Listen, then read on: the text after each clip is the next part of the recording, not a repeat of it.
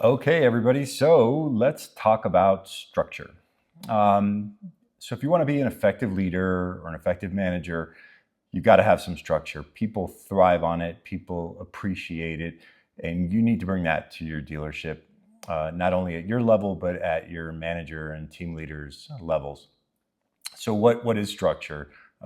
Structure is having some plan for the day, right? And it's never going to be perfect, and it's never going to go always in the way that you had envisioned it or wanted it to go. But at least it provides a guideline and expectation for everyone that's around you of what it is that you want done for the day and what is expected of them for the day.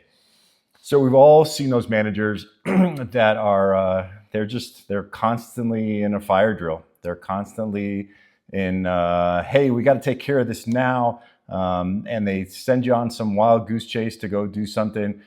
Maybe sometimes it wasn't really needed at that time or had to be done at that specific time. They don't ask you what you were doing or how important it is that you were doing whatever it is that you were doing. Their desire or their objective is much more important in their mind, and they derail you from your day. And when they derail you, you really lose a lot of effectiveness and efficiency and productivity in what it is that you're doing. Not only because you stop what you're doing, right, but who knows what kind of mindset that puts you in once you get derailed. So that structure is critical, I believe, in any organization at the management level, especially at the upper management level, being a general manager of a dealership.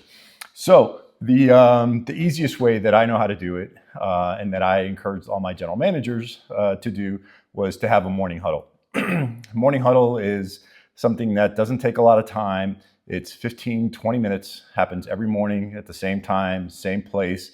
Whatever managers are on, they show up and are ready for this meeting. When I had them, most of the time my managers were standing up because it was that quick and we just went through them that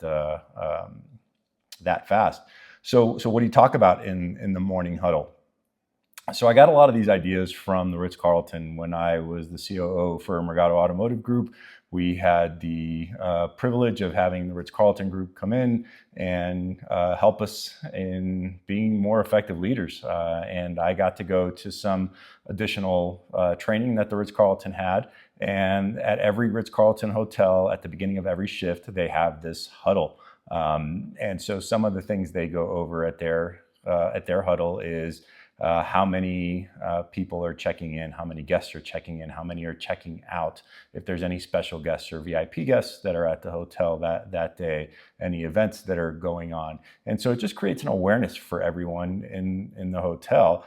And you want to do the same thing in your dealership, right? So what are you going to go over in your morning huddle? And there's no perfect answer, but I can tell you some of the things that I would go over and that I would suggest to my general manager. So first thing is customer issues. How many times do you get derailed because you get a phone call or an email from an angry customer and they're talking about, hey, something's wrong with my car or something happened with my deal or whatever it might be? How great would it be that you already knew what happened and you could answer that customer, welcome that phone call or welcome that visit from the customer and say, hey, Mr. Customer, great. Hey, I'm glad you came by. We spoke about your situation this morning. This is what we're doing to resolve it. I hope that meets up to what your expectations are. And we should have that done by the end of the day or tomorrow or whatever the answer is, right? And so you take what could have taken an hour or longer because you would have had to have listened to the whole explanation from the customer, stopped what you're doing, pick up the phone, call a department manager, have them give you an answer on what it is that's going on. Okay, check on the current status of the car, come up with a solution or what it is that you're going to offer to the customer, then go back to the customer and tell the customer what it is that's going on and what you're doing. Maybe hear another 10 minutes of their venting to get to a point where you can say, all right, now I can go back to my day. So that's one thing, right? Customer issues. What can we talk about, right? Whether they're a huge customer issue or something that could just possibly come up that you want to be made aware of. Employee issues. You want to know if somebody's on vacation. Did somebody call in sick? Are you short-staffed in a certain department? So other departments need to be sensitive to that, or we need to help out and pitch in some other departments. Do you need to go and spend more time in that other department because they're short-staffed because a key player is out for the day? So you want to know that. Next thing we want to talk about could be appointments. So sales appointments. What do we have in sales appointments for the day? If you, depending on the size of your store, you could go through the appointments. What kind of cars are they coming in on, especially if they're used cars? Has anybody touched those cars and made sure that they're okay? Or if there was an issue when they're going through service, if they're still in recon, the service manager knows we have an appointment on it. So all these little things that you can go over in a very quick meeting.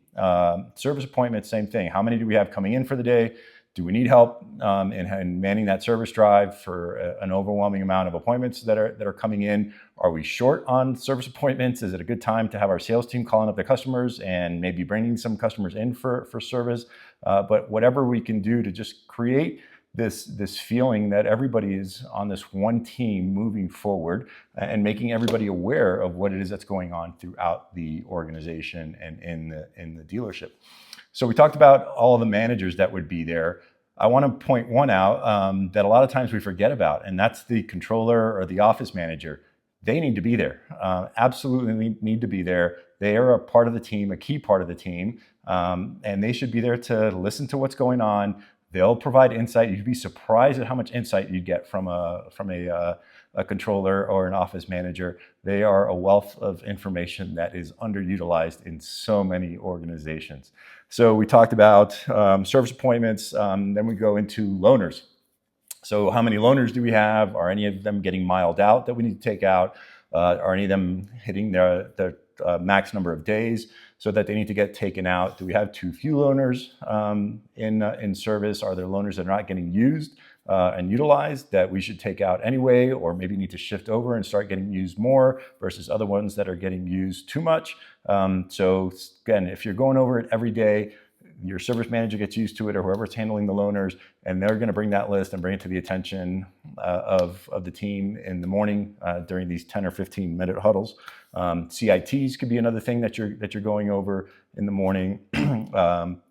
I'd certainly recommend that, especially with problem cars or problem deals that you can't get approved.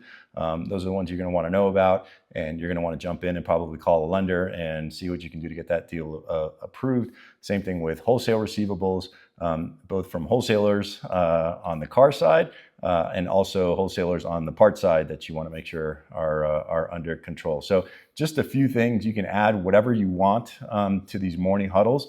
And what I would suggest is that after you have your morning huddle, everybody knows what's going on and everybody goes and does what they need to do for the day. You have hopefully smart managers that have a good understanding of what's expected of them during the day, and they go off and do their job. And now you as a general manager, you have to try and hold back in interrupting them during the day. Let them do their job. So as a general manager during the day, you should be looking at your financials, looking at what's going on in the store, strategizing for your dealership, looking at overall inventory on the new and used car side, which we've talked about in other videos. How do you go and market to get more service customers in, and just work on building your business versus having these fire drills.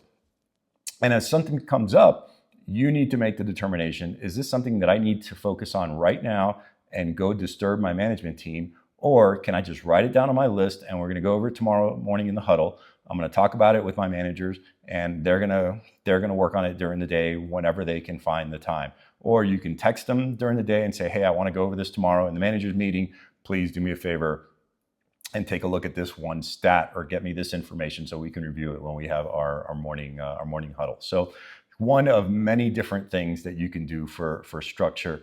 People love it. Nobody likes coming into work and not knowing what to expect. Nobody likes coming into work and having fire drills all day long. Nobody loves that moody manager that could be happy in the morning and then bonkers in the afternoon. So don't be that guy, right? Don't be that person. Make sure that you are giving them some structure, giving them a good expectation of what they have in store for them for the day, so that when they're waking up in the morning, what do they call that? The Sunday scaries. They're not having the Sunday scaries about saying, oh gosh, I got to go into work on Monday and my boss is nuts, right? Who knows what's going to happen on Monday? If you have these morning huddles and they know what to expect every morning, they're going to be happy to come in and join you in the huddles. Hope that helps.